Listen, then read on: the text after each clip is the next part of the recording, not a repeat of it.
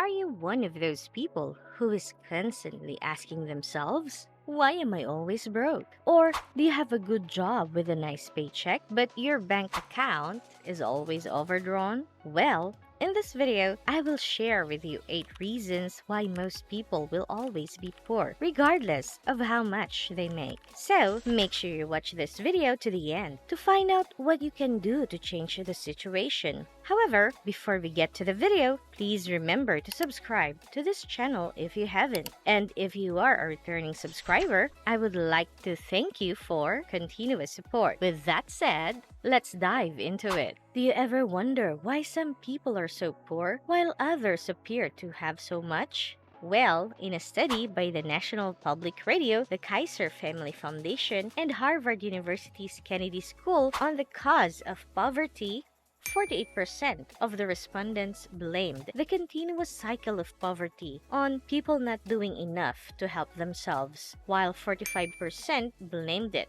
on circumstances. Furthermore, about half of the more affluent survey participants believed that the poor were not doing enough to help themselves, but so did about 39% of the poor. Regardless of the statistics, many Americans today face a number of financial hardships, ranging from high living and healthcare costs to taxes and college tuition.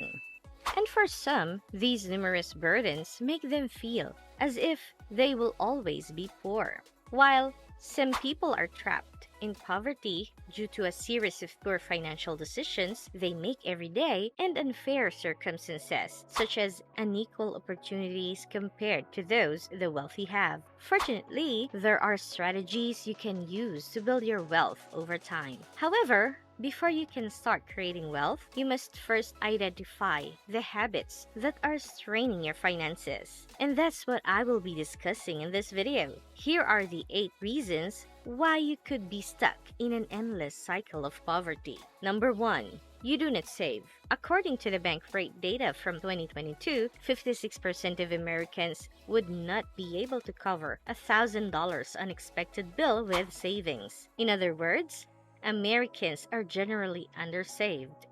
Therefore, they are prone to debt, which results into an endless cycle of poverty. Contrary to what many people think, you do not need to earn a certain amount before you can start saving. It is very important to prioritize saving regardless of your age, stage in life, or how little income you earn.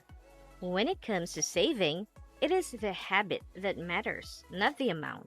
It all comes down to priorities. And if you don't prioritize saving, it will be difficult to save no matter the amount you make. Whether you're saving for a new car, a house, or your retirement, you won't get there unless you make saving a priority. Many people assume that setting small amounts aside will never add up, but it does. Putting a little bit aside each paycheck will eventually add up to the larger amount you'd hoped for. Obviously, making saving a habit is obviously not easy. It needs practice. If you start doing it automatically each pay period, you are most likely to stick with it. And remember, the earlier you start, the better the chances of a financially secure future. Number 2.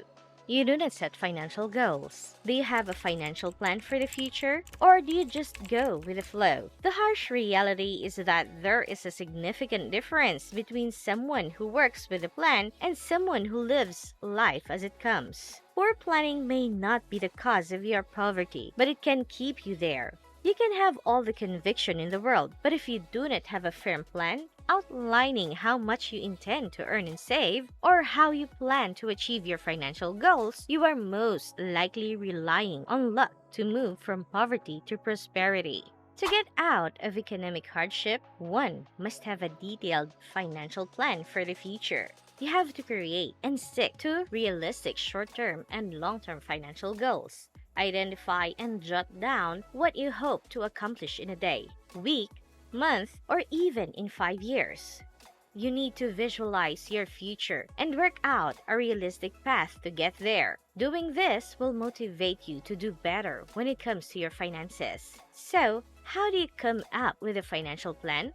Begin by making a list of your financial goals. both those you're working toward and those you haven't begun working on yet. After that, prioritize these goals based on the weight of their significance. Then write down the exact details of each goal, such as the timeline, the amount of money needed, and the amount you've already saved. This will help you figure out what it takes to accomplish each goal and create a plan. If you need help designing a financial plan, you can hire a financial planner. However, if you are interested in learning how to do it, there are several YouTube videos and online articles that could be of help. So, make great use of such resources. Number 3, you always spend more than you earn. So often, we are advised not to live beyond our means. A statement that sounds like a very practical way to avoid financial stress. But in reality, it's easier said than done. Do you ever find yourself looking forward to the next payday from the middle of the month? Not because you've made an investment, but because you are on the verge of running out of cash.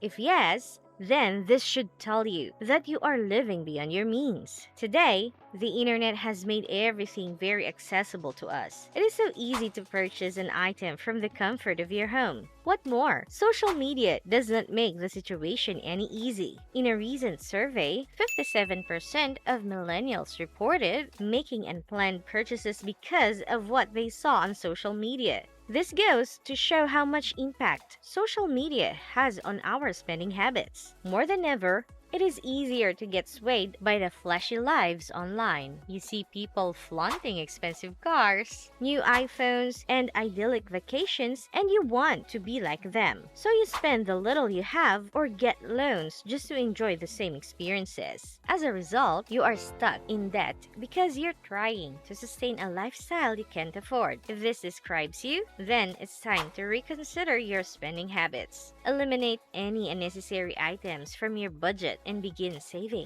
Number 4, you spend too much on housing. One of the reasons most people are always broke is that they spend too much money on housing. If a huge portion of your salary goes to housing, you are definitely hurting your bank account. The ideal cost of housing is set at about 30%, which represents the highest amount you can spend on a house and still live a reasonable lifestyle given your level of income. For instance, if you earn $3,200 monthly before taxes, you should not live in a house whose rent exceeds $960 per month. The 30% rule is a good guideline, but it is not a universal rule. Circumstances vary, so you might have to adjust accordingly. For instance, let's say you live in a low-income area. You should not pass up a $575 per month apartment because it is only 18% of your monthly income. On the other hand, sticking to a 30% rent budget isn't always possible in places like New York City or San Francisco, where average rental rates for a one-bedroom apartment exceed $2,000 per month. So, if your rent expenses are overwhelming, you need to consider other options. Otherwise, you will be stuck living paycheck to paycheck. You could move to a less expensive house or neighborhood, or you could simply find a roommate and split costs. If you are enjoying this video, please give it a thumbs up and make sure you share it with your family and friends. Also, remember to subscribe to this channel for more related content.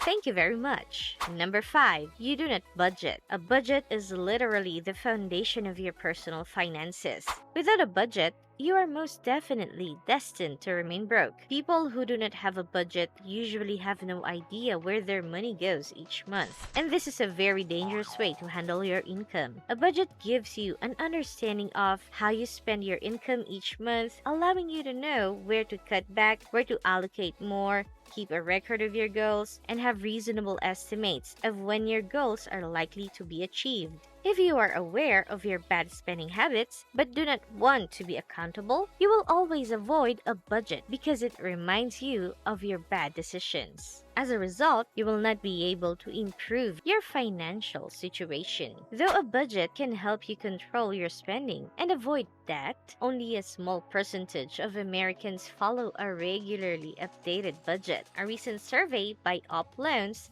A loan servicing company revealed that 73% of Americans do not regularly follow a budget. Additionally, 1 in 10 participants revealed that they do not keep any sort of budget at all. Another survey found that 65% of Americans had no idea how much money they had spent the previous month. Additionally, Generation Z is the least likely to know how much they spend. To have an effective budget, you need to track your expenses on a regular basis. This helps you to understand your spending habits, allowing you to have better plans in the future. So, make sure you record every expense down to the last coin. Luckily, there are numerous apps available for your phone or computer that can assist you in keeping track of your expenses. So, make use of them. Number 6, you are waiting for someone to save you. Having the right connections can open up doors to new opportunities. However, believing that you can only succeed with the help of another person is a sure way to keep yourself poor. A number of people believe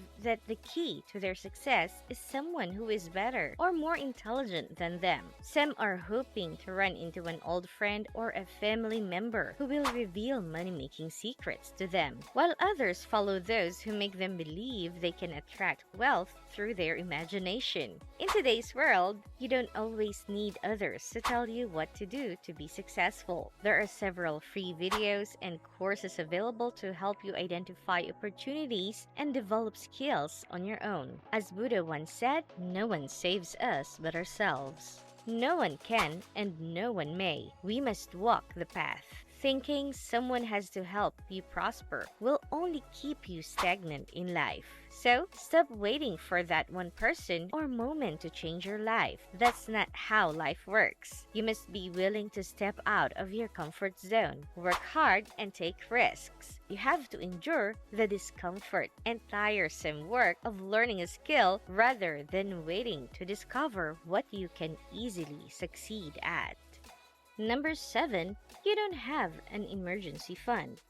Before you start saving for retirement or paying down debt, you should work on building an emergency fund. An emergency fund is a good way to protect yourself from unexpected financial circumstances. There's always the possibility that you'll lose your job and have to cope for a while without a regular paycheck. Or you may need to make a house repair or take a trip you had not planned for. An emergency fund will help you through that tough situation by covering some or all of the costs.